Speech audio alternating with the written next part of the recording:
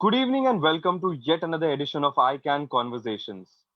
ICANN, or the India COVID Action Network. It is designed to help the underprivileged communities which have been hit the hardest by this pandemic.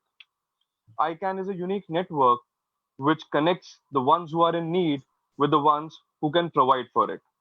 Our ICANN warriors work from home, activating their ground network and mobilizing it for providing help. Till date, we have received about 5,800 needs which have been registered on our portal. Near about 4,500 needs have been closed. Near about 4 lakh lives have been impacted with the help of over 4,000 Corona warriors and 3,500 NGO partners. In today's conversation, we have a very interesting personality with us. We have with us Sri Atul Jog. Atulji is originally from Ratnagiri, Maharashtra. He completed his education in mechanical engineering and worked as a project engineer in Pune for 4 years, after which he joined the RSS as a full timer. And since 1992, he has been a full timer. Eventually, in 1996, he was transferred to Akhil Bharatiya Vanvasi Kalyan Ashram, uh, for whom he worked for a very long time, which includes nearly 20 years of voluntary service in Nagaland and Northeast. At present, he is the organizing secretary of Akhil Bharatiya Vanvasi Kalyan Ashram. Atul ji ICANN conversation में आपका बहुत बहुत स्वागत है। धन्यवाद, नमस्कार। हम आज की इस संवाद की शुरुआत करते हैं। हमारे दर्शकों को आप ये बताइए कि वनवासी कल्याण आश्रम एक्चुअली क्या संस्था है और ये क्या काम करती है। ऐसा कि अपने भारत की जो विशेषता है उसमें एक विशेषता यह है कि भारत में टोटल पॉपुलेशन का नियर अबाउट 8 to 9% लोग ऐसे हैं जो जंगलों में, वनों में, गिरी कंदरों में, पहाड़ों में, दूर दराज क्षेत्र में रहते हैं और जो वनों पर आश्रित है, जिनका सस्टेनेंस जो है it is depend on the forest, तो उनको वनवासी कहते हैं, जनजाति कहते हैं, गिरिवासी कहते हैं, इंग्लिश पे शेड्यूल्ड ट्राइब कहते हैं। तो ऐसा एक बड़ा वर्ग है जिसका पॉपुलेशन 2011 के सेंसस में 10 करोड़ 48 लाख था, and I hope that the next census it may be near about 12 crore. Okay. तो दुनिया में भारत ये सबसे बड़ा जनजाति आबादी वाला देश है, क्योंकि लगभग 45 करोड़ लोग ऐसे दुनिया में रहते हैं जिनको ट्राइबल कहते हैं, एथनिक ग्रुप्स कहते हैं, तो उसमें से 25% अकेले भारत में रहते हैं। और इसलिए कल्याण आश्रम ये उनके विकास के लिए काम करने वाला एक सामाजिक संगठन है, क्योंकि ये इनका ज्योग्राफिकल लोकेशंस ऐसे ऐसे जगह पर है कि जहां रोड, कम्युनिकेशन के साधन ये सब नहीं थे। हालांकि अभी स्थिति बदल गई है, जब देश आजाद हुआ था या कल्याण आश्रम जब स्थापना हुई तो उस समय ये नहीं था, इससे विकास की गति में बहुत पिछड़ा हुआ था। तो इसलिए जनजातीय समाज के सर्वांगीण विकास के लिए वनवासी कल्याण आश्रम की स्थापना 1952 में हुई और Kalyan Ashram is a service oriented socio cultural voluntary organisation, ऐसा हम कह सकते हैं। अतुल जी, आपके उल्लेख में अभी आपने कहा कि 1952 से वनवासी कल्याण आश्रम ये वनवासी या जो जिनको आदिवासी कहते हैं उनके लिए काम कर रही है, it's a socio cultural organisation. इसमें दो प्रश्न आते हैं मेरे सामने कि हम ये वनवासी शब्द प्रयोग क्यों करते हैं और आदिवासी क्यों नहीं करते। और दूसरा प्रश्न ये है कि 1952 से अगर ये ऑर्गेनाइजेशन चल रही है तो इसका आज वाइड स्प्रेड या रीच कितना बड़ा है।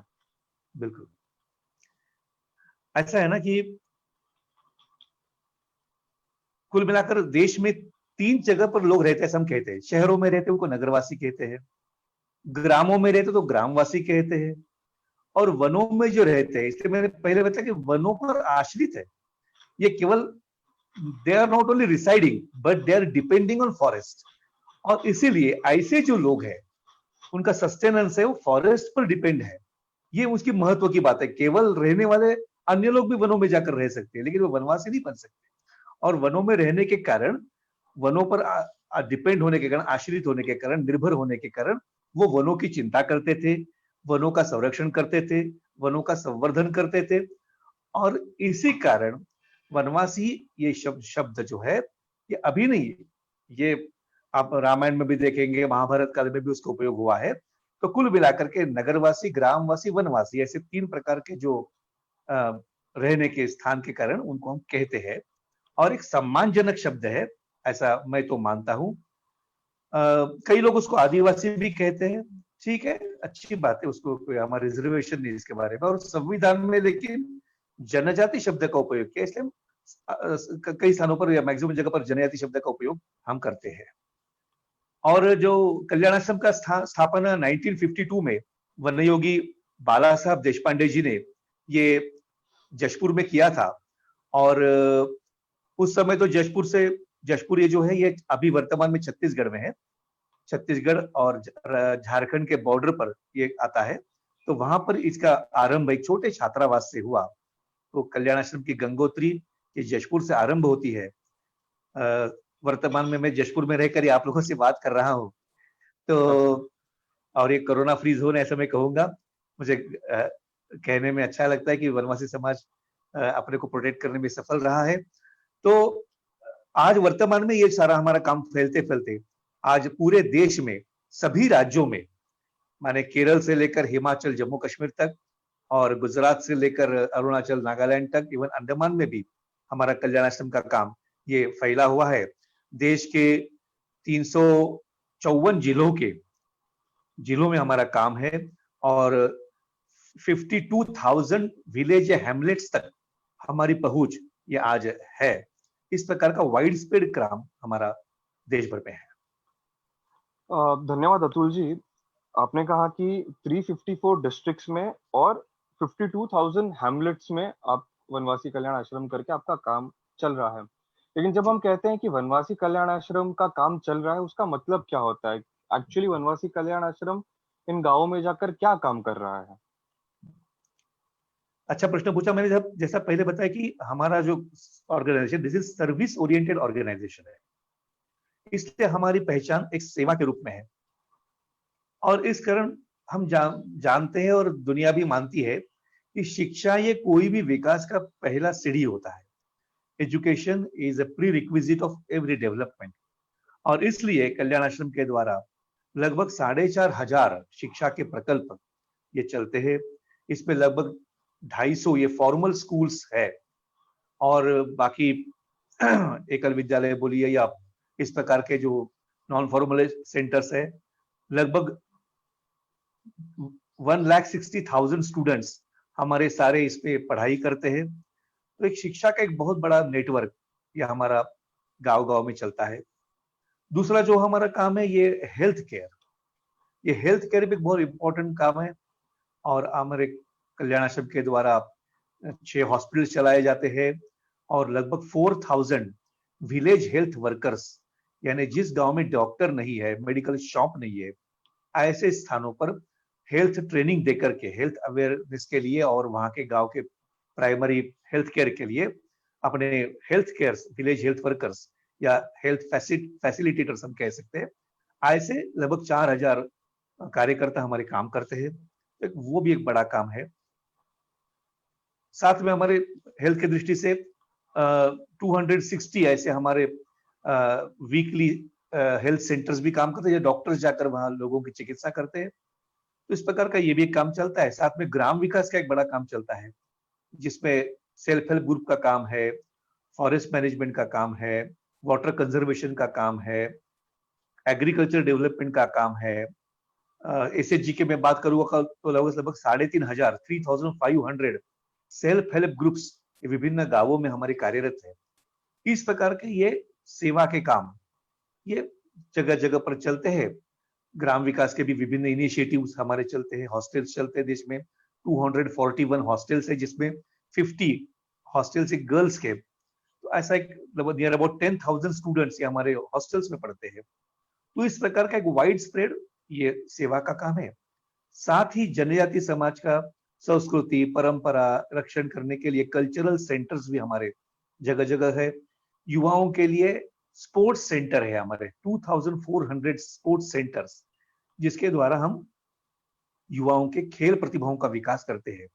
और कल्याणाश्रम ऐसा संगठन है जो हर वर्ष नेशनल लेवल पर केवल ट्राइबल यूथ्स के लिए हम लोग और स्पोर्ट्स कंपटीशन ऑर्गेनाइज करते हैं। Every year near about 40 to 50,000 players हमारे देश भर में खेलते हैं और उसमें से सिलेक्टेड ऐसे 1,000 players every year national level पर खेलते हैं। तो ऐसा वो भी एक बड़ा काम ये चलता है। और साथ में जो काम चलता है वो है कि जो ट्राइबल राइट्स का प्रोटेक्शन, इसके लिए भी, जिसको हम हमारी भाषा में कहते हैं हितरक्षा, जनजाति हितरक्षा, इसके भी इनिशिएटिव्स, ट्रेनिंग, ऐसे वैरायटी ऑफ काम जो है हमारे ये कल्याण आश्रम के चलते हैं। ऐसे लगभग total 21,000 near about service projects ये हमारे देश भर में चलते हैं। तो ऐसा एक वाइड स्प्रेड काम हमारा है। धन्यवाद अतुल जी। हमारे साथ फेसबुक से भी काफी सारे लोग जुड़े हुए हैं, तो हम फेसबुक पे भी लोग कुछ प्रश्न पूछ रहे हैं, उन प्रश्नों को लेंगे ही, लेकिन उसके पहले मैं कुछ अपने प्रश्न पूछ लेता हूं और आपसे। जी अतुल जी, आपने कहा कि एकल विद्यालय का आपने उल्लेख किया, जी और आपने कहा कि एकल विद्यालय करके हमारे कुछ एजुकेशनल प्रोजेक्ट्स चलते हैं और कुछ एकल विद्यालय के अलावा भी चलते हैं। तो ये फॉर्मल एकल स्कूल। विद्यालय कॉन्सेप्ट क्या है, उसके बारे में आप प्लीज हमारे दर्शकों को बताइए।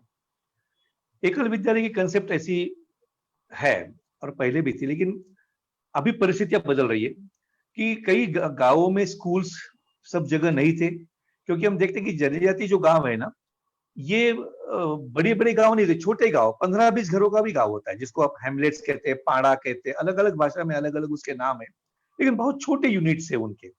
तो हर गांव में तो ऐसे हर पाड़े पर तो सरकारी स्कूल शायद पहुंचना ये कठिन हो सकता है।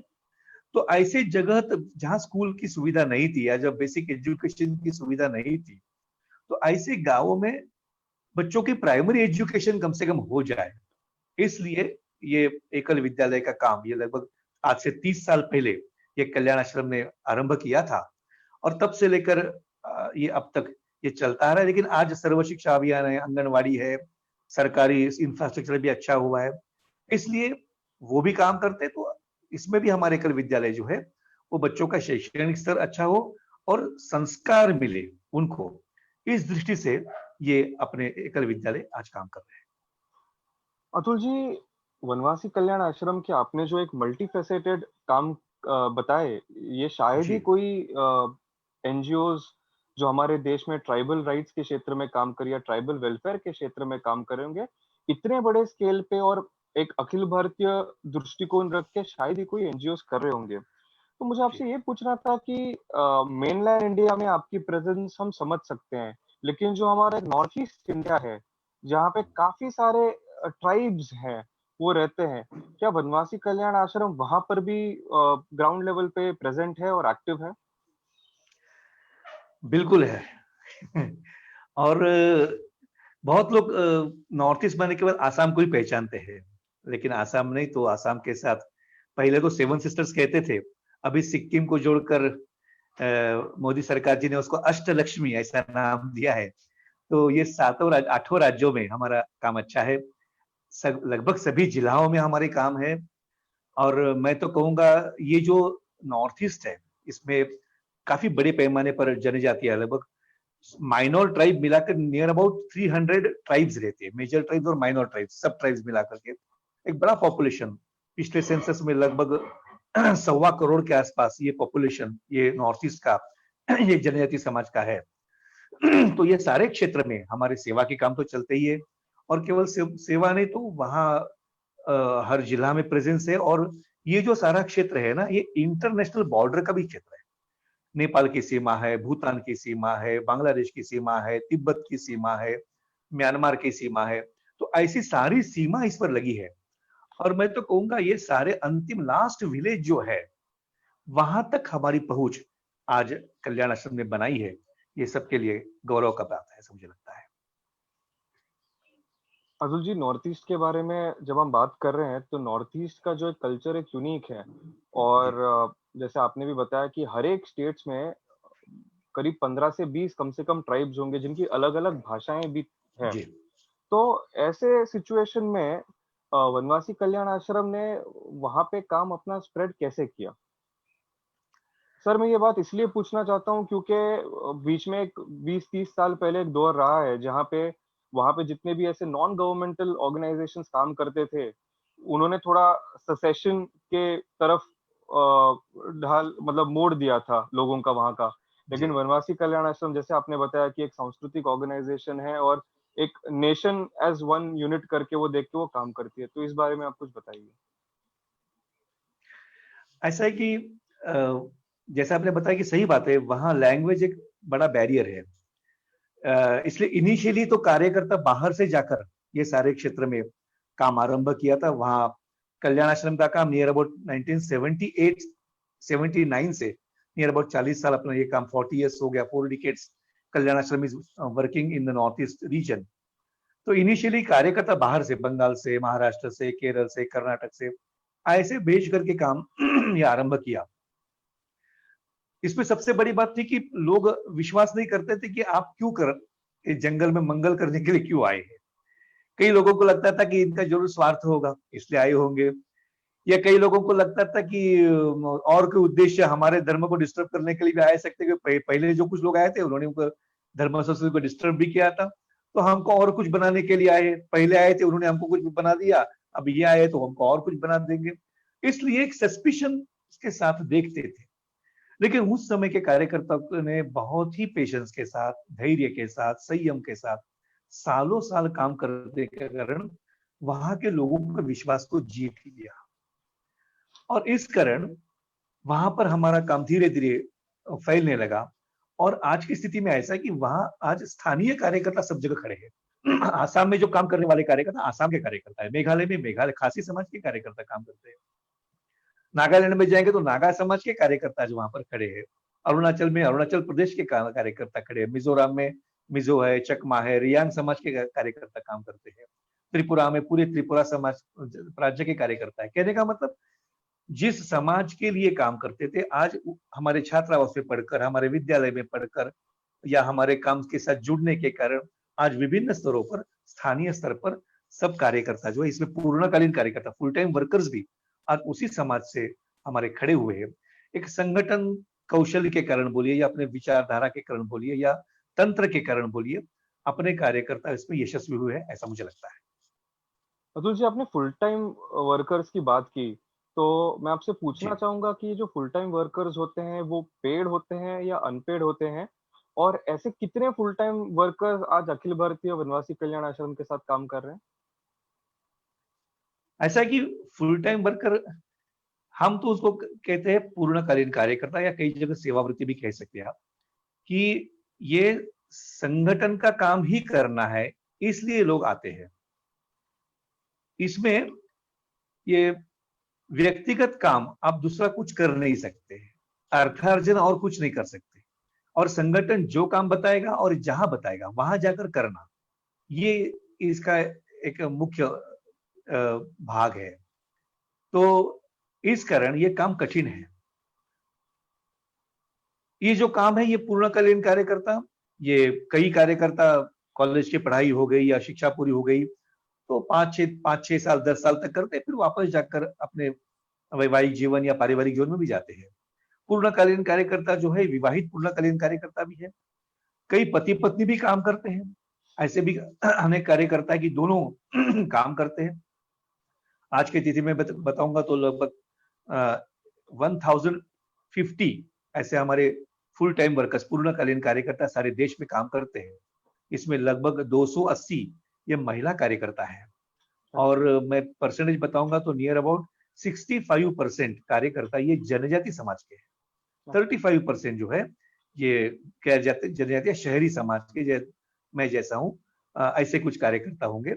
लेकिन इतने बड़े प्रमाण में ये सब कार्यकर्ता काम करते हैं, और इनको काम के बदले में मैं वेतन नहीं कहूंगा, मानधन कहते हैं। उनके आजीविका चलाने के लिए जो मिनिमम बेयर रिक्वायरमेंट्स जो होते हैं, तो उसके फुलफिलमेंट करने के लिए ही हम कल्याणाश्रम उनको सम्मान राशि के रूप में हम देते हैं। समाज से इकट्ठा करते हैं, समाज के ही देते हैं। कई बार मैं मजाक में बोलता हूँ कि Kalyanashram is a democratic organisation, to the people, by the people, for the people.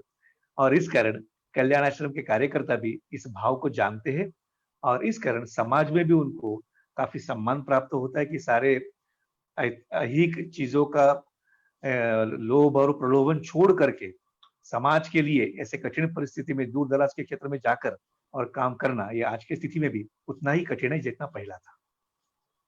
Atul ji, आपने काम करने की कठिनाई के बारे में बात की और हमने अभी बात भी की कि जनजाति हर एक राज्य में जनजातियों की संख्या भी ज़्यादा है और हर एक की अलग भाषा होती है, डायलेक्ट होती है और हर एक के कस्टम्स और कल्चर्स भी अलग-अलग होते हैं जो शायद हमें नहीं पता, हम नहीं जानते हैं।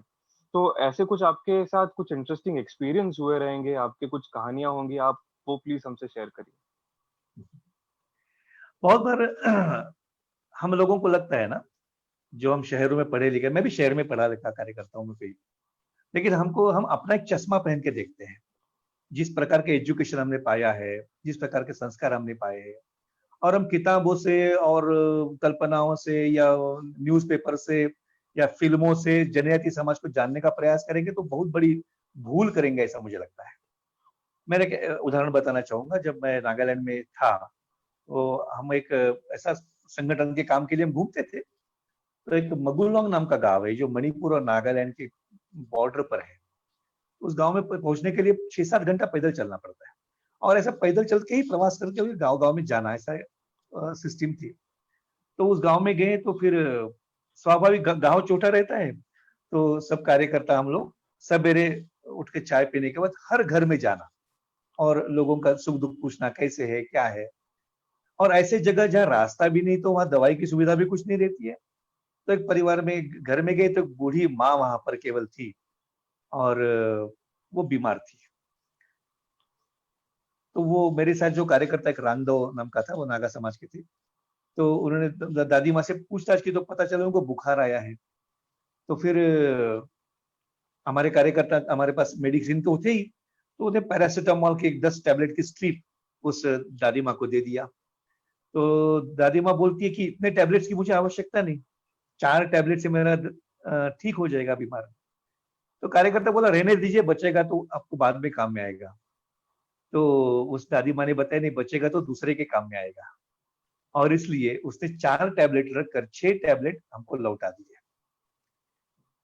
फिर बोलती है लेकिन बेटा मेरे पास इसका देने के लिए पैसा नहीं है। तो कार्यकर्ता ने बताया कि नहीं माता जी, आपसे पैसे की अपेक्षा नहीं, आपका आशीर्वाद चाहिए।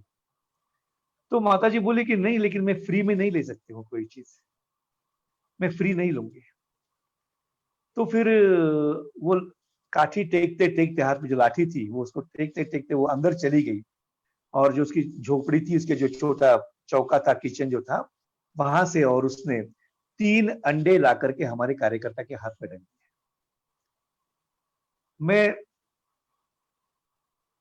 उस समय रोमांचित हुआ, अभी भी बताते समय भी मैं रोमांचित हो रहा हूं। ये शायद महिला पढ़ी नहीं थी, पढ़ी लिखी नहीं थी, लेकिन स्वाभिमानी थी। कोई भी चीज मैं फ्री में नहीं लूंगी, जो मेरे पास है वो दे दूंगी और जितना चाहिए उतना ही लूंगी। मेरे मन में उस समय आया कि मैं सोच रहा था कि इनको थोड़ा, कभी कभी हम बोलते ना कि उनको मेन स्ट्रीम में लाना है। तो मैं कल्पना किया कि यही वाकया, यही प्रसंग यदि शहर में होता, किसी को 4 के बदले 10 ट्रिप देते तो वो खुश होता, और फ्री है तो पूछता और एक मिलेगा क्या। माने आवश्यकता नहीं तो भी ले लो और फ्री मिलता है तो लूट लो।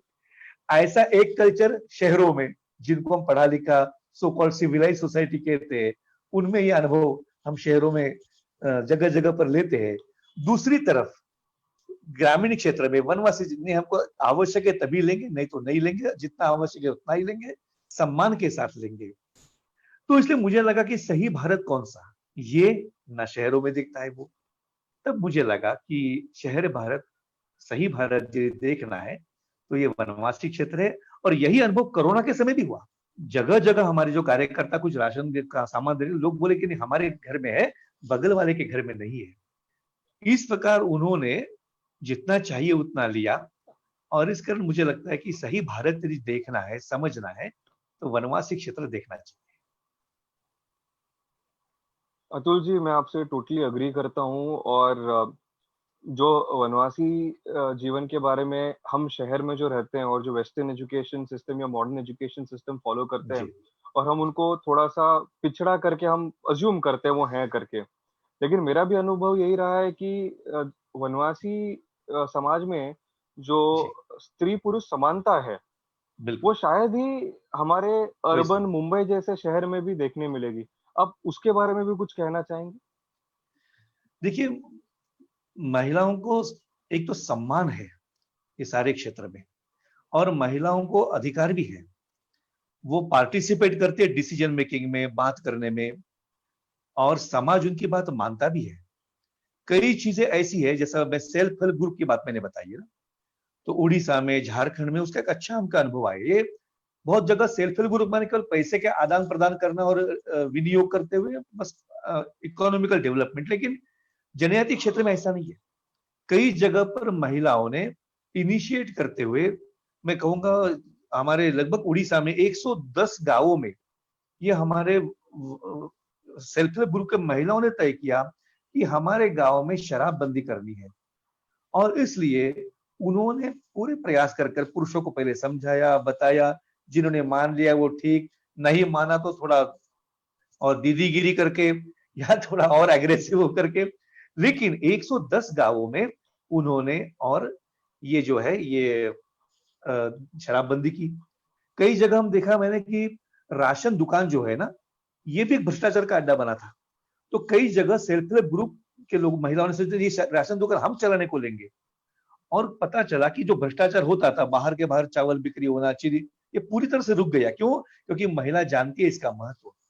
ऐसे बहुत सारे सोशल इनिशिएटिव और हमारे तमिलनाडु और कर्नाटक के बहनों ने तो ये जो सरकार की शौचालय बनाने की योजना थी, वो हाथ में लेकर शौचालय बनाने का एक बड़ा काम किया। तो इस प्रकार महिला शक्ति सही में मातृशक्ति कितनी जबरदस्त ताकत है, इसका अनुभव जगह-जगह पर करते हैं और इतने सारे पॉजिटिव चीज़ छोटे-छोटे और बहुत ही कम पैसे में बहुत कम इससे वो करते हैं कि देखने के बाद हमको भी सीखना पड़ेगा ऐसी स्थिति वहाँ पर है और कुल मिलाकर महिलाओं की भूमिका ये सारे दृष्टि से बहुत ही महत्वपूर्ण है।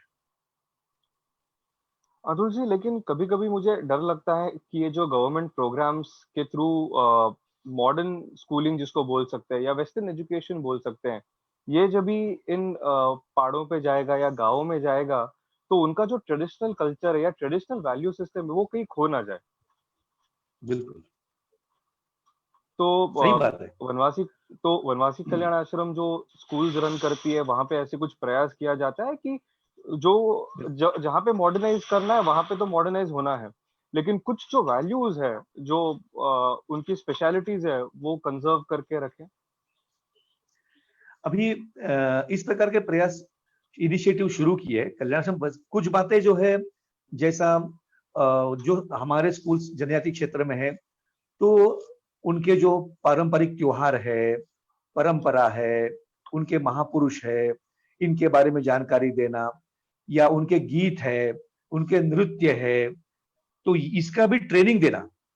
केवल गाँव में उत्सव के समय नाचना यहाँ तक नहीं, तो उनको किस प्रकार उसको नृत्य करते हैं, उसमें से तंत्र की टेक्निक क्या है, सिखाना। आज कई जगह वेस्टर्नाइजेशन का प्रभाव के कारण आप देखेंगे तो डीजे बजने लगे हैं या कैसेट पर नाचने शुरू हुए। लेकिन कल्याण आश्रम में प्रयास पूर्वक हमारे जितने सारे छात्रावास है या हमारा इवन इसके लिए हमारे कल्याण आश्रम का एक लोक कला विभाग ही है, वो यही काम करता है ऐसी जनजाति समाज के अच्छे कलाकारों को सामने लाना और वो कला समाज में प्रस्थापित हो और जो परंपरा जो चलती आई है उसको बचाने के लिए एक बड़ा काम ये कल्याण आश्रम के द्वारा ये चलता है। और साथ ही जनजाति समाज के महापुरुष आज लोगों को बिरसा मुंडा या एक दो चार नाम मालूम होंगे, लेकिन चक्र बिसोई हो सकता है, बिरसा मुंडा हो सकता है, रानी गायत्री हो सकती है या तलकल चंदू हो सकता है, अल्लूरी सीताराम राजू हो सकते हैं या ऐसे जो जितने सारे महापुरुष है तो इनके बारे में लोगों को मालूम नहीं है। तो कल्याण आश्रम भी विभिन्न प्रयास करते हुए देश के लोगों को इसके बारे में अवगत करना और उस समाज के लोगों को भी बताना ये भी करते हैं। अभी हम लोग इसका साथ साथ ये जो बच्चे जो है ना इनको जंगल की भी अच्छी जानकारी होती है, तो उनको उस प्रकार का भी प्रशिक्षण देने का शिक्षा के द्वारा ये हम शुरू कर रहे हैं जो उनके पास ऑलरेडी नॉलेज है। हमारे ग्राम विकास के द्वारा आज हम देखेंगे कि एक बड़ी समस्या, ये चुनौती ऐसी हुई है कि खेती महंगी क्यों हो गई है? क्योंकि हाइब्रिड बीज और उसके लिए आवश्यक रासायनिक खाद इस कारण हो रही है। लेकिन इनके पास पारंपरिक बीज है, ट्रेडिशनल सीड्स है, तो प्रोटेक्शन ऑफ ट्रेडिशनल सीड्स, इसके लिए अवेयरनेस करना, गांव के लोगों को बताना, स्कूल में बच्चों को बताना, हमारा उसके लिए पारंपरिक बीज महोत्सव होता है, हर गांव में होता है। तो गांव में परंपरागत सारा बीज लेके आते हैं, फिर दिखाते हैं, तो जब बताते हैं इसकी अच्छाई क्या है, मेरे पूर्वज 10 पीढ़ी से इसको कर रहे हैं, 20 पीढ़ी से कर रहे हैं, तो इस प्रकार करते करते ये सारे बातों को लाना।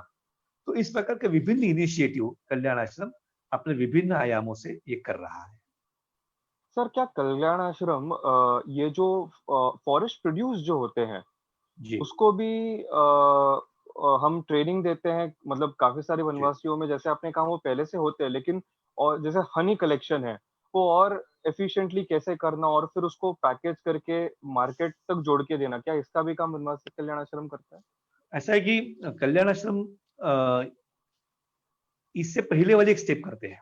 आपको मालूम होगा कि भारत सरकार ने संविधान और संसद में 2006 में फॉरेस्ट राइट एक्ट ये पास हो गया, और उससे पहले फॉरेस्ट ये जो है फॉरेस्ट डिपार्टमेंट के अंदर के हाथ में है, और इसलिए जो जंगल का जो मालिक था, यानी जनजाति समाज, वो फॉरेस्ट से दूर करने का षड्यंत्र ये ब्रिटिश सरकार ने उस समय किया था, जनजातीय समाज को एक प्रकार कमजोर करने के लिए। और इसलिए फॉरेस्ट डिपार्टमेंट बनाया, रिजर्व फॉरेस्ट बना करके, और अंदर घुसने के लिए मनाई थी। लेकिन ये सारे जो अन्याय हुआ था वो दूर करने के लिए 2006 में फॉरेस्ट राइट एक्ट बनाया। उसके अंतर्गत व्यक्तिगत फॉरेस्ट राइट भी है, साथ में कम्युनिटी फॉरेस्ट राइट भी है उसमें, यानी समुदाय को वनों के अधिकार देना। तो उसके अंतर्गत ये जब तक नहीं मिलेंगे तब तक जंगल में जा ही नहीं सकता है, तो फॉरेस्ट प्रोड्यूस कैसा वो कलेक्ट कर सकता है। और इसलिए कल्याण आश्रम ने इसको तहत प्रयास करते हुए, वैसे बहुत कठिनाई आई क्योंकि सरकार से संघर्ष करना पड़ता है, फॉरेस्ट डिपार्टमेंट जंगल छोड़ना नहीं चाहता है, लेकिन फिर भी कल्याण आश्रम है और विभिन्न ऐसे अनेक एनजीओ भी है। जैसा महाराष्ट्र में वयम नाम का एक एनजीओ काम करता है, मिलिंद थत्ते जी का परिवर्तन नाम का एक एनजीओ काम करता है, ऐसे कई एनजीओ ने भी अच्छे काम उस समय में किए हैं। तो ये कम्युनिटी फॉरेस्ट राइट दिलवाना, और फिर उसके द्वारा फॉरेस्ट मैनेजमेंट करते हुए फिर फॉरेस्ट प्रोड्यूस कलेक्ट करना और उसका मार्केटिंग। और आप लोग को मालूम होगा कि भारत सरकार जो ट्राइफेड संस्था है, ये ट्राइफेड ने भी अभी पिछले 1 साल में वन धन योजना जो बनाई है, उसके भी काफी अच्छे परिणाम, सरकार भी अच्छी पहल कर रही है। तो उसके द्वारा भी कई जगह हमने और ऐसे प्रोड्यूसर्स कंपनी ये शुरू किया है, जिसके द्वारा उनका ओपन मार्केट में सामान जाकर के अच्छी पहल हो सकती है। इस दृष्टि से एक अच्छा काम महाराष्ट्र में जो चैतराम पवार जी ने जो किया है, तो वो भी एक अच्छा काम है, और देश में भी विभिन्न स्थानों पर इस प्रकार के काम चल रहे हैं। आपने अभी ब्रिटिशों का उल्लेख किया, और I am a student of history and political science. तो जब हम स्कूल में हिस्ट्री पढ़ते थे तो एक बिरसा मुंडा जी का पासिंग मेंशन होता था, लेकिन उसके अलावा किसी ट्राइबल को ग्लोरीफाई करके ब्रिटिशों के खिलाफ कभी लिखा नहीं था। But as I grew up and I started reading other books, उसमें ध्यान में गया कि one of the first people to have challenge the British वो the tribal community of India. तो ये जो इतिहास है जनजातियों में भी एज अ ग्रुप, और उनमें भी काफी सारे इंडिविजुअल हीरोज हैं, क्या इनको हमारे हिस्ट्री टेक्स्ट बुक्स में डालने का कुछ प्रयास या ऐसे कोई एप्लीकेशन आपने गवर्नमेंट को दी है? ऐसा कि भी प्रधानमंत्री ने तो घोषणा किया है कि ऐसे जनजातीय महापुरुषों के म्यूजियम और जगह जगह खड़े करेंगे करके 15 अगस्त के भाषण में उन्होंने बताया है। कई जगह वो प्रयास भी कर रहे हैं। कल्याण आश्रम के द्वारा हम ऐसे विभिन्न जनजाति प्रमुखों के जो साहित्य सृजन करने के लिए नॉर्थ ईस्ट में हमारा हेरिटेज फाउंडेशन करके संस्था चलती है, उसके द्वारा हम उसके प्रयास को अभी शुरू किया है। उसी प्रकार वनस्वर एकेडमी नाम की हमारी जबलपुर में एक एकेडमी चलती है जो साहित्य निर्मिति का काम करती है, रिसर्च का काम करती है, तो वो भी करती है। इस प्रकार बापा रावल नाम का हमारा काम साहित्य निर्मिति का हमारा राजस्थान में चलता है। तो ऐसे विभिन्न स्तर पर हम अभी इनिशिएट किया है। इससे पहले भी बहुत सारे प्रकार के लेख वगैरह प्रकाशित तो किए, लेकिन एक जगह एक प्लेटफॉर्म पर लाने की आवश्यकता है, तो वो काम अभी चल रहा है। It will take some time, लेकिन सही बात है कि ऐसी बहुत बड़ी संख्या है कि जिनके बारे में लोगों को जानकारी नहीं है। यस, जी यस। सर, अब हम आते हैं कि अभी जो इस हम संकट में हैं, ये जो कोरोना या कोविड-19 की वजह से पूरे देश भर में समस्या आई है। जी जैसा आपने भी शुरुआत में बताया और हमारे भी पढ़ने में आया कि ट्राइबल कम्युनिटी डायरेक्टली तो ऐसे इफ़ेक्टेड नहीं रही, लेकिन जी इनडायरेक्ट इफ़ेक्ट्स बहुत पड़े। जैसे कि मेरे जो ध्यान में आता है वो एक माइग्रेंट्स का इश्यू था, शायद वनवासी क्षेत्र के काफ़ी सारे लोग अपने आस-पास के शहर में काम करने के लिए जाते थे। दूसरा शायद कुछ प्रोड्यूस होगा, फॉरेस्ट प्रोड्यूस जो वनवासी शहरों में सप्लाई करते थे, वो शायद इफ़ेक्ट हो गया रहेगा। तो ऐसे और क्या-क्या प्रॉब्लम्स वनवासी समाज में आई होंगे? जैसा आपने बताया, सही बताया कि ये सारे लोगों को वैसे कोरोना ज्यादा प्रभावित नहीं किया है। अब तक तो ऐसा कोई केस सामने नहीं आया कि कोरोना के कारण मृत्यु हो गया। देश में जगह जगह हो गया, लेकिन जनजाति समाज इसमें प्रभाव में नहीं आया है, क्योंकि जनजाति समाज सेल्फ डिसिप्लिन्ड है। और इस कारण वो जो नियम गांव के हैं वो 101% मानता है। वो उसमें कोई बेईमानी नहीं करता है या नियम तोड़ने की कोशिश भी नहीं करता है, और इस कारण वो सुरक्षित आज तक है। लेकिन जैसा आपने बताया, सही बात है कि जो बड़ी संख्या में जो लोग गांव की तरफ आने लगे, तो एक बड़ी समस्या सामने आई थी और डर भी था। आज भी डर है, मैं डर नहीं ऐसा मैं नहीं कह सकता हूँ। क्योंकि बड़ी संख्या में ये छत्तीसगढ़ में है, झारखंड में है, और उत्तर प्रदेश के भी कोई जनजाति क्षेत्र में है, उड़ीसा में भी है। ये लोग वापस आए हैं, जो प्रवासी मजदूर जिसको करेंगे, श्रमिक कहेंगे या श्रमजीवी कहेंगे, या श्रमवीर भी उनको कहा जा रहा है आजकल। तो ऐसे ये लोग बड़ी संख्या में आए हैं। तो लेकिन गाँव वालों ने भी उनको ठीक से रिसीव करते हुए उनको 14 दिन का क्वारंटाइन, सारी उनकी चिंता करना और बाद में उनको गाँव में लेना, इस प्रकार के प्रिकॉशनरी स्टेप्स काफ़ी जगह पर लेने के कारण उतनी बड़ी समस्या ये सामने नहीं आई है। लेकिन ये जब रास्ते से आ रहे थे, उनको आने में कठिनाई, ट्रेन्स नहीं थी, पैदल चल के आना। हालाँकि वो सभी प्रकार के मज़दूरों को हुआ है, केवल जनजाति समाज के लोगों को हुआ है, ऐसा नहीं है। अभी आने के बाद कल्याण आश्रम के कई प्रांतों में एक सर्वे करना शुरू किया है कि ऐसे कितने लोग आए, और आए हैं तो उनकी स्थिति कैसी है, वो जाना चाहते हैं, नहीं जाना चाहते हैं। इसमें स्किल्ड कितने हैं, सेमी स्किल्ड कितने हैं, अनस्किल्ड कितने हैं, कौन से स्किल उनके पास है, उसका क्या उपयोग आसपास के शहरों में हो सकता है क्या। तो इस प्रकार का कुछ स्टडी हमारा हमारा चल रहा है, अध्ययन चल रहा है। तो मुझे लगता है कि 15-20 दिन के अंदर वो अध्ययन अलग अलग जगह पर आ जाएगा। तो फिर वहाँ के पास के शहर और गांव के ऐसे जो लोग हैं, उनको जोड़ने का, वैसा अभी तो आने वाले 2-3 महीने खेती का काम रहेगा, तो खेती के कामों में व्यस्त रहेंगे। नरेगा के काम भी सरकार ने जगह जगह दिए हैं। इस बार नरेगा के काम में सरकार ने फोकस करते हुए जो उनका बताया है कि वाटर कंजर्वेशन, ये भी एक बहुत बड़े पैमाने पर लेने के लिए बताया, जो आवश्यक है वहाँ। तो वो सब यदि ठीक होगा तो एग्रीकल्चर भी अच्छी तरह से हो सकती है। कई जगह वाटर कंजर्वेशन सिस्टम प्रॉपर नहीं होने के कारण उनको गन्ना काटने के लिए अपने गांव से दूसरे जगह जगह जाना पड़ता है। और साथ में बाम्बू प्लांटेशन का भी, जो नॉन टिम्बर फॉरेस्ट में आता है, उसके लिए भी सरकार ने कई जगह पहल किया है। और जैसा आपने बताया कि माइनर फॉरेस्ट प्रोड्यूस का जो है, तो उसके भी कई जगह हमने प्रयास किए हैं। कई जगह शहरों के साथ जोड़ना, आंध्र प्रदेश में प्रयास उन्होंने किया है कि ऐसा जो प्रोड्यूस होगा वो विशाखापट्टनम में, और उनके साथ जो टाई अप करते हुए वो जोड़ने का और बिक्री का व्यवसाय व्यवस्था ये संगठन ने किया है। ऐसे कोई इनिशिएटिव किए हैं। दूसरा एक बड़ी समस्या ये कोरोना के समय ध्यान में आई कि जो विभिन्न प्रकार के स्टूडेंट्स, ये ज्यादा करके नॉर्थ ईस्ट के या अन्य राज्यों के भी, मुंबई में, दिल्ली में, हरियाणा में, पंजाब में, चंडीगढ़ में या चेन्नई में, ऐसे जगह जगह फंसे हुए थे। तो उनको भी एक प्रकार का हेल्पलाइन दे करके उनको मदद करने का भी एक बड़ा काम ये करना पड़ा है कल्याण आश्रम को। और कई जगह छोटे नौकरी के लिए होटल में बहुत बड़ा वर्ग ये नॉर्थ ईस्ट के लोगों का है। अब कल ही मुझे फोन आया था कि 25 हमारे रियांग भाई बहने, ये कोयम्बटूर के स्टेशन पे थे, ट्रेन है नहीं, और ट्रेन में स्टेशन पर आकर छोड़ दिया गया था। तो अपने कल्याण आश्रम के वहां के कार्यकर्ता के पहल से उनकी व्यवस्था वहां जो करनी थी उन्होंने कर लिया है। जब ट्रेन वगैरह आएगी तब वो उनका लाया जाएगा। तो ऐसे जगह जगह पर समस्या जब जब सामने आई, तो तुरंत अपने कार्यकर्ताओं ने, ये नेशनल नेटवर्क होने के कारण एक सामने आया। दूसरा एक इनिशिएटिव कल्याण आश्रम ने किया कि ये सारे कारण पढ़ाई बच्चों की रुकी हुई है। तो कल्याण आश्रम ने ऑनलाइन कोचिंग की एक व्यवस्था विभिन्न राज्यों में किया है, और इसका सबसे बड़ा काम झारखंड में किया है। झारखंड में अभी लगभग 4,000 छात्र हमारे ऑनलाइन पढ़ाई में जुड़ जुड़ गए हैं। ये 7वीं 8वीं 9वीं 10वीं के छात्र, उसी प्रकार छत्तीसगढ़ है, मध्य प्रदेश है, गोवा है, महाराष्ट्र है, ऐसे विभिन्न राज्यों में भी इन्होंने इसको पहल करते हुए गांवों में जो अपने अपने गांवों में रहकर बच्चे पढ़ाई करें, इस प्रकार का ऑनलाइन कोचिंग का भी ये शुरू किया है। ऐसे कई इनिशिएटिव कल्याण आश्रम ने किए हैं। अतुल जी, आपको क्या लगता है कि ये जो पैंडेमिक हुआ और जिसकी वजह से ये जो ट्राइबल्स को तकलीफ हुई, जो शहरों में जी थे, जी स्पेशली मुंबई में अगर कोई काम कर रहा होगा या बैंगलोर जैसे शहर में काम कर रहा होगा, आपने अभी कोयम्बतूर की बात की, जहाँ पे शायद भाषा भी एक इशू होगा।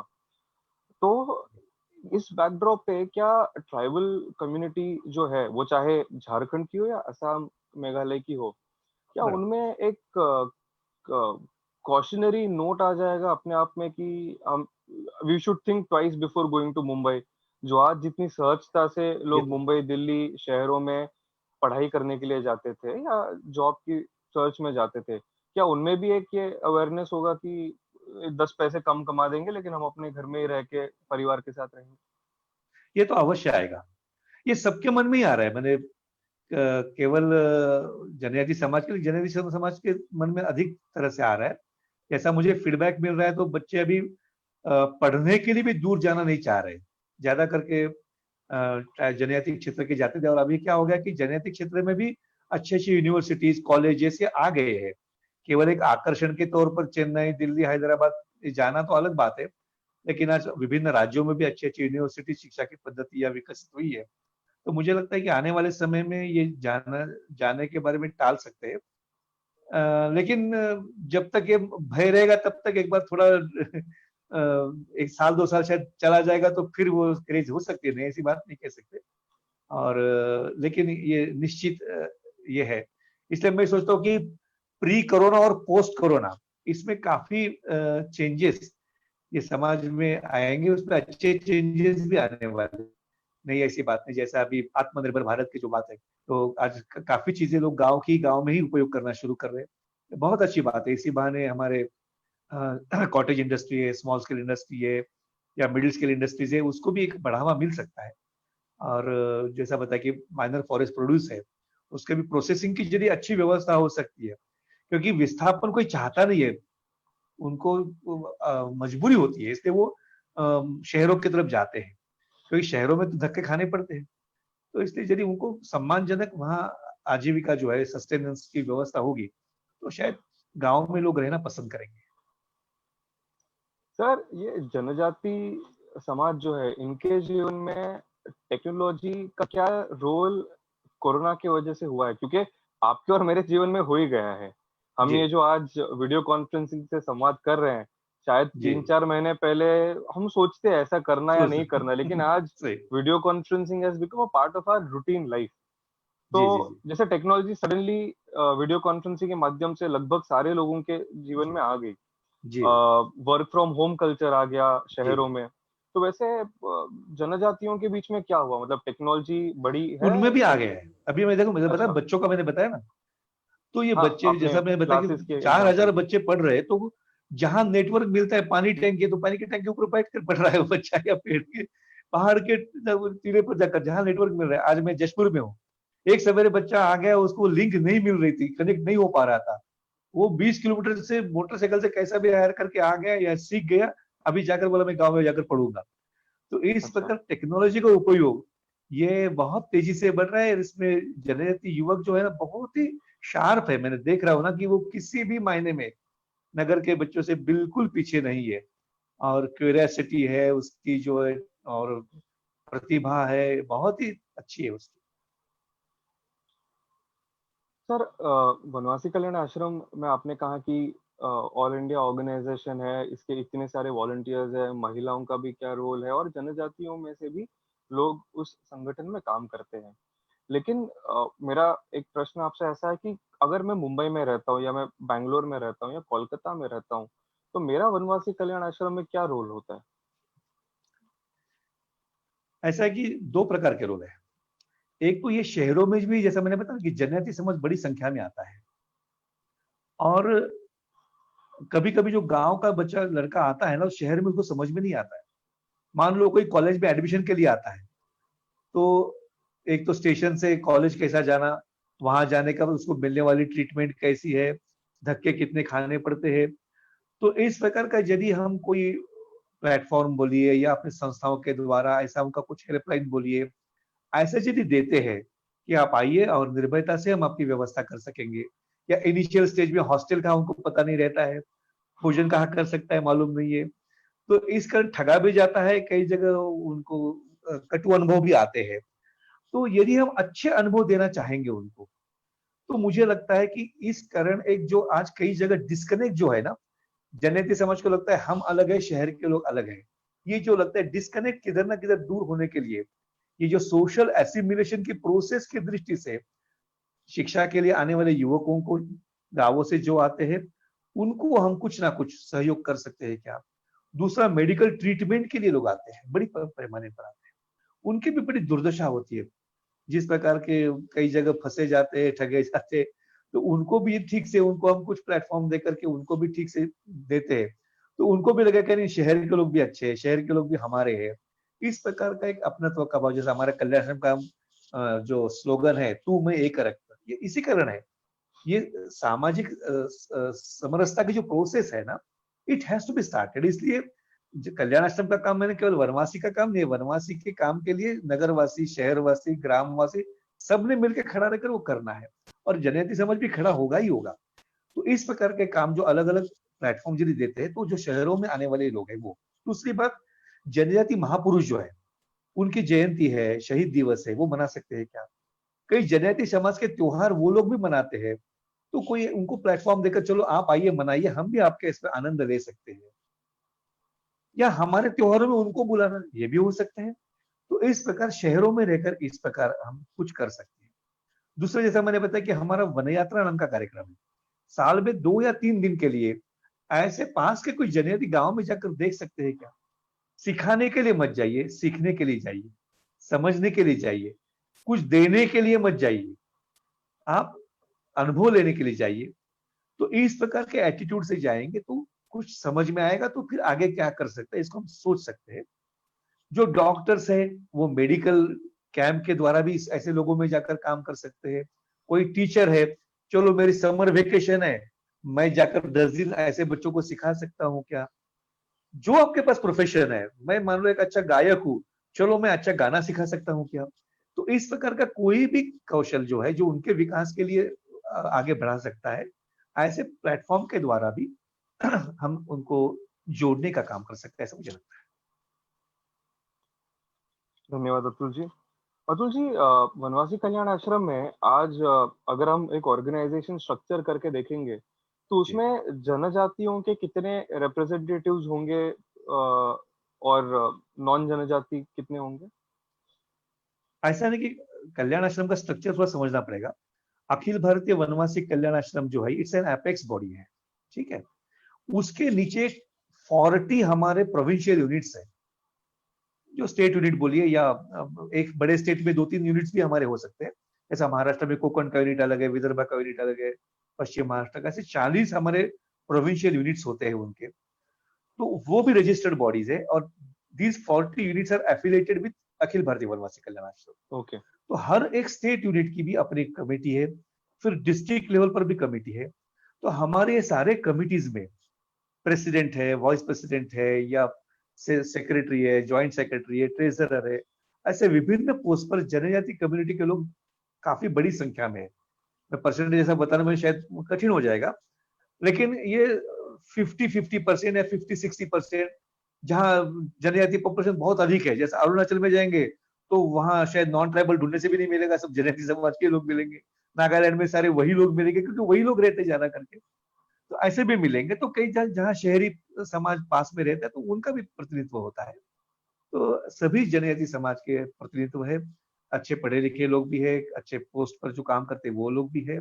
गांव में जो ग्राम समितियां भी है हमारी, तो उसमें भी अच्छा प्रतिनिधित्व है। लेकिन सबके सहयोग से ही काम चलता है।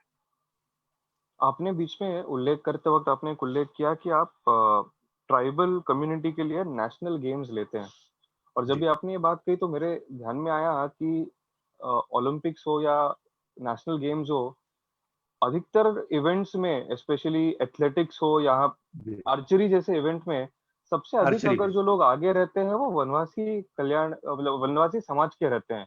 जी। तो इनमें कुछ लिंक है क्या, जो आप जो नेशनल गेम्स लेते हैं और ये जो गेम्स में वनवासी समाज आगे होता है? इसमें ऐसा है कि हमारे नेशनल गेम्स जो होते हैं ना, इसमें एक तो कल्याणाश्रम का जो आर्चरी हमारी ये एक्टिविटी है, we are affiliated to Indian Archery Association, as और इसलिए वनवासी हमारे कल्याण को, आश्रम। हाँ, कल्याणाश्रम। अच्छा। और मुझे बहुत हर्ष होता है कि 2016 में जो हमारा एक इवेंट हुआ था आर्चरी का भोपाल में, तो उसमें 316 आर्चर्स, ट्राइबल आर्चर्स, ये पार्टिसिपेट किए थे पूरे देश भर के। और हमको golden book of world records में कल्याणाश्रम का नाम दर्ज हुआ है, क्योंकि एक स्थान पर ट्राइबल आर्चर्स इतनी बड़ी संख्या में आना, इट्स लार्जेस्ट इवेंट, ऐसा करके golden book of world record में हमारा नाम दर्ज हुआ है। तो ये जो, लेकिन ये सब खेल देखने के लिए साई के लोग आते हैं या आर्चरी एसोसिएशन ऑफ इंडिया के लोग आते हैं, और हमारे आर्चर्स को पिकअप करते हुए, और वो उनको साई में अडॉप्ट करते हैं। तो लगभग हर साल 30-40 स्टूडेंट्स हमारे साई में जाते हैं, वो विभिन्न लेवल्स पर खेलते हैं। अभी मैं उदाहरण बताऊंगा तो हमारे एक विजय कुमार नाम का लड़का जो है, ये बभनी माने सोनभद्र जिले में उत्तर प्रदेश में छात्रावास में पढ़ने वाला बालक, अभी ओलंपिक की तैयारी कर रहा है। बीच में 2 साल पहले ग्वांझाओ में गया था चाइना में, देश के लिए सिल्वर मेडल लाया है उसने। तो ऐसा भी उदाहरण है। या जो अभी मोदी गवर्नमेंट ने जो अभी महिलाओं का जो कमांडो फोर्स खड़ा किया है, तो उसमें जो टॉपर रही, वो जो महिला है छुएलो थेले, तो अभी उसको पोस्टर कैडेट के रूप में डिक्लेयर किया है भारत सरकार ने। तो she is a student of Kalyan Ashram and she was participated in our archery activity, और उसी में से साई में जाकर आगे जाकर उसका करियर बना है। अभी वो कमांडो फोर्स की प्रमुख के रूप में काम करती है। ऐसे कई सक्सेस स्टोरीज है। बहुत अच्छा अतुल जी। अतुल जी, हम वनवासी कल्याण आश्रम की बात की, हमने हमने जनजाति की बात की, हमने जी। नॉर्थ ईस्ट की भी बात की। लेकिन मुझे ये जानना है कि आप जब आपके प्रोफाइल में लिखते हैं मैं एक फुल टाइमर हूँ या मैं प्रचारक करके निकला, तो इसके बारे में कुछ बताइए। क्योंकि हम सभी स्कूल में जाते हैं, कॉलेज में जाते हैं, फिर डिग्री लेते हैं, फिर जॉब करते हैं, फिर शादी करते हैं और हमारा एक ऐसे ही सब हमारा जीवन जाता है। लेकिन ये फुल टाइम और ये क्या कॉन्सेप्ट होती है, या प्रचारक की क्या कॉन्सेप्ट होती है? एक तो प्रचारक सिस्टम जो है संघ में, आरएसएस में है ना। तो मैं बचपन से संघ की शाखा में जाता था, इसलिए वो संस्कार मिले, और इस कारण उसमें सक्रिय ज्यादा होने के कारण, और मेरे नसीब अच्छा था, इसलिए मेरे ऊपर पारिवारिक दायित्व तो कुछ नहीं थे, इसलिए मैं प्रचारक निकलना उसमें कोई बहुत बड़ी बात नहीं है। लेकिन मुझे आश्चर्य तब लगता है कि जनजाति समाज के जब बच्चे जब छात्रावास में आते हैं, स्कूलों में पढ़ते हैं, हमारे कार्यकर्ता के साथ घुल मिल जाते हैं, और काम करते करते फिर वो पूर्णकालीन कार्यकर्ता निकलते हैं, तब मुझे आश्चर्य लगता है।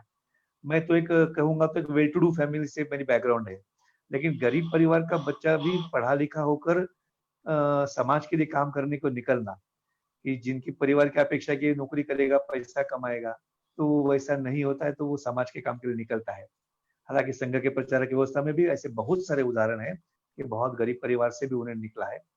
लेकिन कुल मिलाकर संघ की शाखा ये उसका माध्यम है कि जो निस्वार्थ ता का संदेश देता है, या जो विभिन्न जो गीत गाते हैं, देश हमें देता है सब कुछ, हम भी तो कुछ देना सीखे, ऐसे जो जो छोटे छोटे गीत गाते गाते जो मन पर संस्कार होता है, और वही तंत्र कल्याण आश्रम में भी अप्लाई करने के कारण, और कई ऐसी महिला कार्यकर्ता भी निकलती है। अविवाहित रहकर पुरुषों ने काम करना समझ सकते हैं, लेकिन महिलाओं ने काम करना ये बहुत कठिन होता है। और हमारे अरुणाचल में तो 2 सगी बहनें हैं, वो सगी बहनें दोनों पूर्णकालिक है। तो 25-25, 30-30 साल से आज महिला कार्यकर्ता भी काम कर रही है। तो ऐसे कई उदाहरण हैं। तो कुल मिलाकर मैं मानता हूँ कि 2 शब्द आते हैं, एक आता है सफल जीवन, पढ़ाई लिखाई हो गया, नौकरी कर लिया, अच्छा पैकेज मिल गया, शादी हो गई, अपना घर बनाया, सो योर सक्सेसफुल लाइफ हो गया। But it's okay, but successful life is not sufficient, so every person needs to be, it should be a purposeful life also। तो ये सार्थक जीवन भी होना चाहिए। और जब सार्थक जीवन की बात करते हैं, तो मैंने मेरे लिए क्या किया ये आवश्यक नहीं है, मैंने दूसरे के लिए क्या किया इसकी गिनती होती है। तो मुझे लगता है कि भारतीय कंसेप्ट ये कोई नई कंसेप्ट नहीं है। और इसलिए कल्याण आश्रम चाहता है कि हर सफल व्यक्ति का जीवन सार्थक हो। इसलिए मैं आप सभी को भी कहूंगा कि आप वनवासी क्षेत्र में आकर अवश्य 1 सप्ताह के लिए, 1 महीना के लिए, बच्चों की परीक्षा होगी तो छुट्टी बिताने कर वहां कुछ आकर काम करने के लिए आइए। So your life should be purposeful.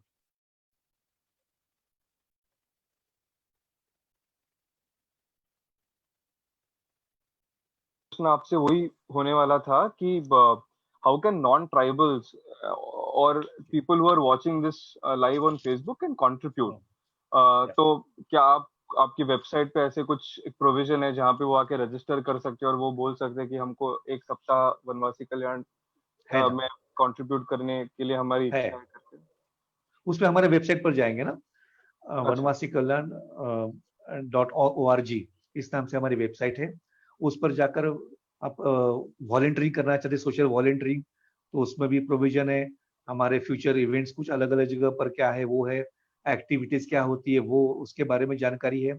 और अभी फेसबुक पर हमारा शनिवार रविवार को, हर शनिवार रविवार को रात 9 से 9:30 ऐसा आधे घंटे का कल्याण आश्रम के विभिन्न काम समझने की दृष्टि से फेसबुक लाइव का भी सीरीज ऑफ स्पीचेस की आरंभ हुई है। तो अब तक 5 स्पीचेस ऐसी हो चुकी है हमारी। अतुल जी, हमसे बात करने के लिए बहुत बहुत धन्यवाद। हम हमारा ये संवाद यहीं पे समाप्त करते हैं। मैं सारे दर्शकों से विनंती करूंगा कि अतुल जी ने जैसे कहा कि आपने कुछ दिन साल में कम से कम 2 दिन से लेके 5 दिन अपने प्रयास पूर्वक आप वनवासी समाज के साथ बिताइए। चाहे वो आपके घर के पास के गांव में हो या फिर कुछ दूर हो, चाहे वो हिमाचल प्रदेश में हो या चाहे वो नॉर्थ ईस्ट इंडिया में हो, लेकिन इन सभी लोगों के साथ हमने जाकर एक कुछ समय बिताना चाहिए। उनका जो एक कल्चर होता है, उनका खाना होता है, उनका स्वभाव होता है, इस सबका हमने भी अनुभव लेना चाहिए। और इससे ही मुझे लगता है वनवासी कल्याण आश्रम का भी काम ये है कि ये जो दूरी बढ़ गई है शहर में रहने वालों की और जो जंगल में रहने वालों की, वो दूरी जितने जल्दी कम हो सके उतना हमने प्रयास करना चाहिए। मैं अतुल जी का बहुत-बहुत धन्यवाद करूंगा कि उन्होंने आज इस आई कैन कॉन्वर्सेशन में आए, समय निकाला और हमें वनवासी कल्याण आश्रम और वनवासी जीवन के बारे में बहुत कुछ बताया।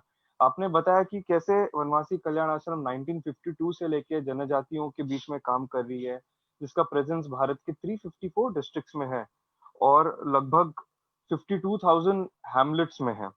आपने ये भी बताया कि कैसे 4,500 एजुकेशन प्रोजेक्ट चल रहे हैं वनवासी कल्याण आश्रम के, जिसका फायदा 1.5 लाख से अधिक विद्यार्थी ले रहे हैं। आपने विलेज हेल्थ केयर वर्कर्स के बारे में बताया, कुछ हॉस्पिटल्स के बारे में बताया, आपने विलेज डेवलपमेंट और स्पेशल हेल्प ग्रुप्स के बारे में हमको बताया। आपने ये भी बताया कि कैसे 10,000 स्टूडेंट्स वनवासी कल्याण आश्रम से रिलेटेड हॉस्टल्स में रह रहे हैं और उनको मदद हो रही है। ना कि सिर्फ ये, लेकिन आपने ये भी बताया कि कैसे वनवासी कल्याण आश्रम जनजाति समाज को अपना कल्चर प्रिजर्व करने के लिए सेंटर्स बनाकर वहां पे भी मदद कर रहा है। एंड इवन आर्चरी जैसा एक स्पोर्ट है जो उनके जीन्स में है, उसको भी प्रिजर्व करने के लिए किस लेवल तक जाके वनवासी कल्याण आश्रम काम कर रहा है। अतुल जी, इस संवाद के लिए बहुत बहुत धन्यवाद। बहुत अच्छा लगा, बहुत कुछ नया जानने मिला, सीखने मिला। मुझे आशा है, उम्मीद है कि हमारे जो आज के दर्शक है उन्हें भी यही लग रहा होगा। देवेंद्र जी धन्यवाद। आई कैन प्लेटफॉर्म आपने प्रोवाइड किया मुझे, so thank you for all of your cooperation and thank you to I can also. Thank you, नमस्ते। बहुत बहुत धन्यवाद।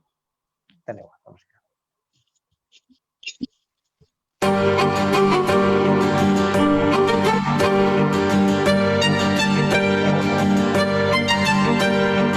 मुश्किल है आन पड़ी ये कैसी कठिन घड़ी, सहमी सहमी जिंदगी, बिखरी हुई बंदगी, मानवता है आ रही, दिखाए हम दरिया दिली।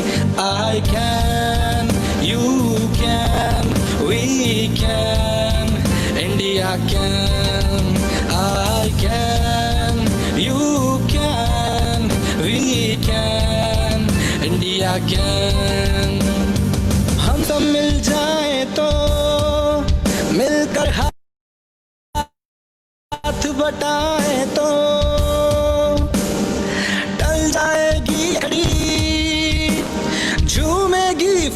खुशी, आशा टूटे नहीं, हौसला रूठे नहीं, साथ ये छूटे नहीं, मंजिल दूर नहीं।